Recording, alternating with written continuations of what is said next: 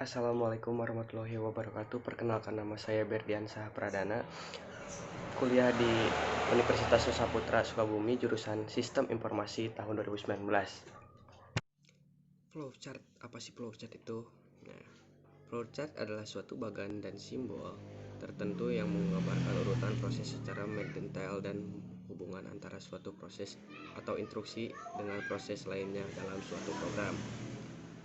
Flowchart memiliki fungsi diantaranya untuk menggambarkan, menyederhanakan suatu rangkaian proses atau prosedur sehingga dapat mudah dipahami dan mudah dilihat berdasarkan urutan langkah dari suatu proses. Yang ketiga, tujuan flowchart diantaranya adalah menggambarkan urutan atau tahapan dan penyelesaian masalah, menggambarkan permasalahan secara sederhana, terurai, rapi, dan jelas. 5.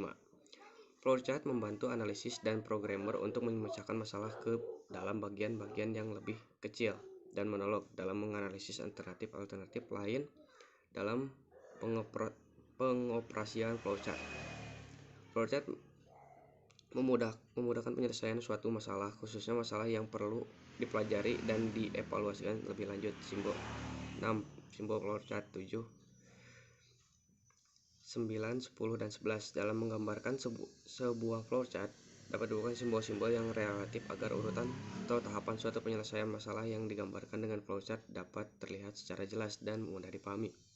12 sampai dengan 13. Simbol-simbol yang dipakai dalam flowchart dibagi menjadi 3 kelompok. Yang pertama ada flow direction symbol.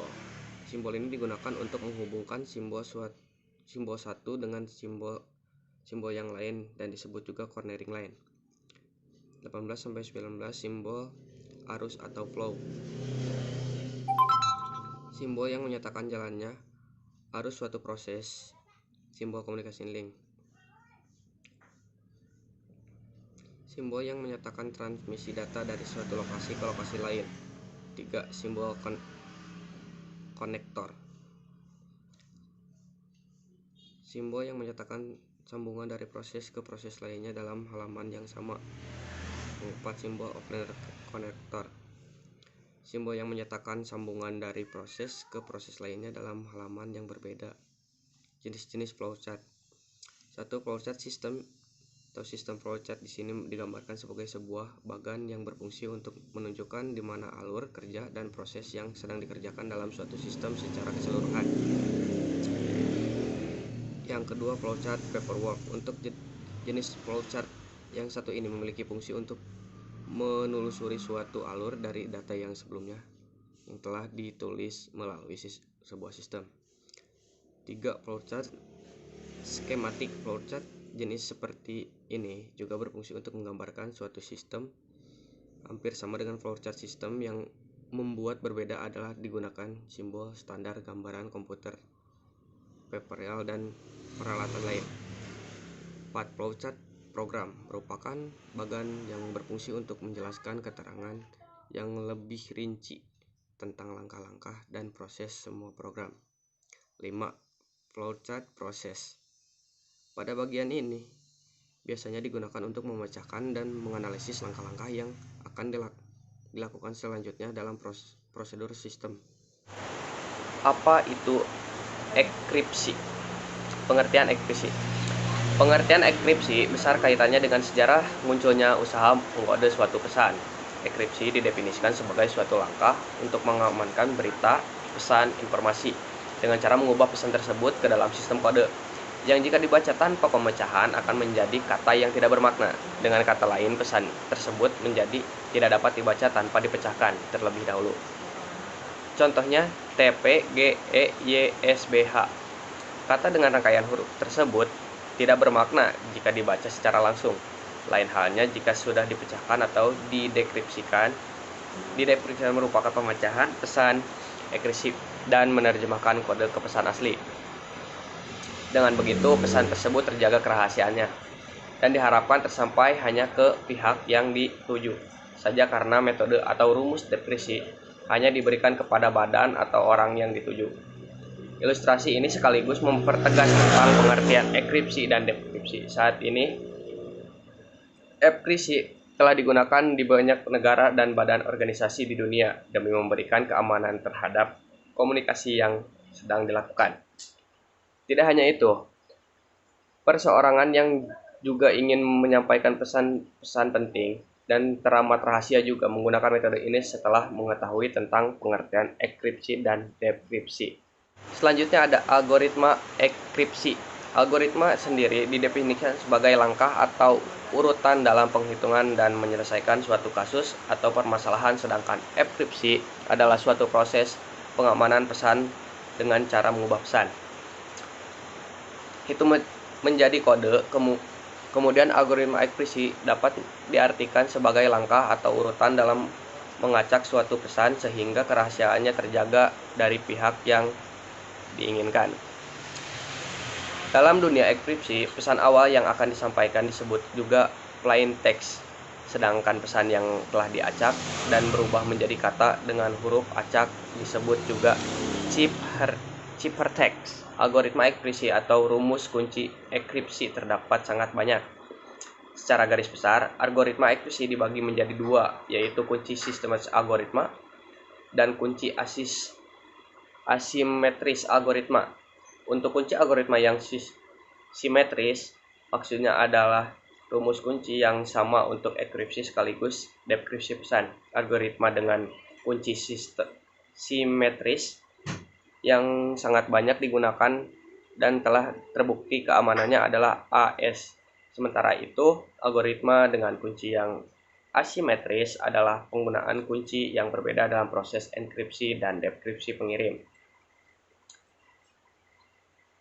Informasi rahasia menggunakan kunci yang disebut kunci publik atau public key untuk mengacak pesan menjadi kode. Kemudian penerimaan menggunakan kunci pribadi atau private key untuk memprediksi pesan yang sudah diacak tersebut. Kelemahan dari metode ini adalah tidak dapat digunakan untuk mengkomodasi data dengan jumlah yang besar. Ini lebih aman, namun akan membutuhkan waktu yang lebih lama dalam proses enkripsi dan dekripsi. Kunci asimetris lebih mutakhir daripada simetris. Selanjutnya ada kriptografi, berasal dari bahasa Yunani, terdiri dari dua suku kata yaitu kripto dan graphia. Kripto artinya menyembunyikan, sedangkan graphia artinya tulisan. Kriptografi adalah ilmu yang mempelajari teknik-teknik matematika yang berhubung dengan aspek keamanan informasi, seperti kerahasiaan data, keabsahan data, integritas data, serta autentikasi data. Tetapi tidak semua aspek keamanan informasi dapat diselesaikan dengan kriptografi. Kriptografi dapat pula diartikan sebagai ilmu atau seni untuk menjaga keamanan pesan. Pada prinsipnya, kriptografi memiliki 4 komponen utama, yaitu plain text, yaitu pesan yang dapat dibaca, yaitu pesan acak yang tiada dapat dibaca.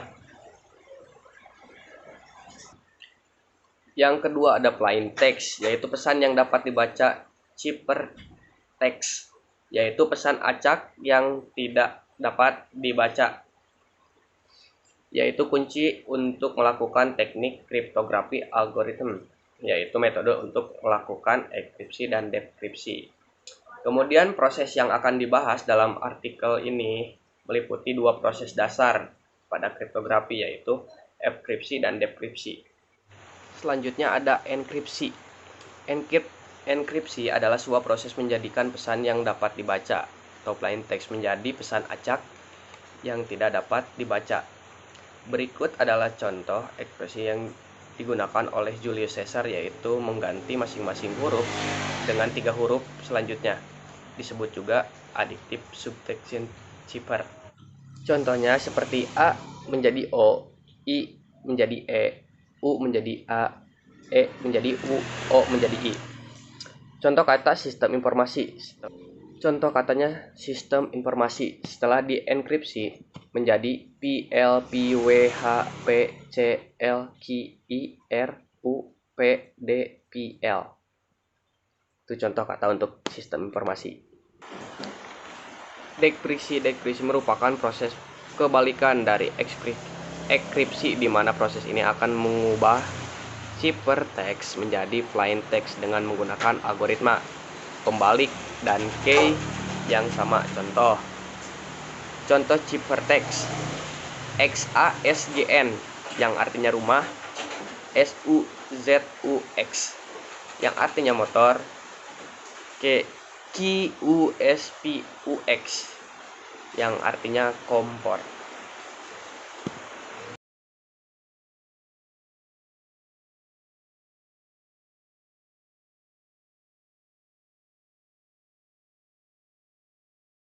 Sekian penjelasan dari saya. Bila ada kesalahan, saya mohon maaf karena saya juga masih dalam proses pembelajaran. Wassalamualaikum warahmatullahi wabarakatuh.